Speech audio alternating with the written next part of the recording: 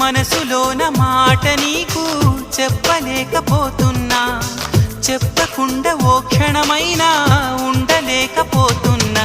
ఎలా చెప్పనమ్మా నాలోని ప్రేమ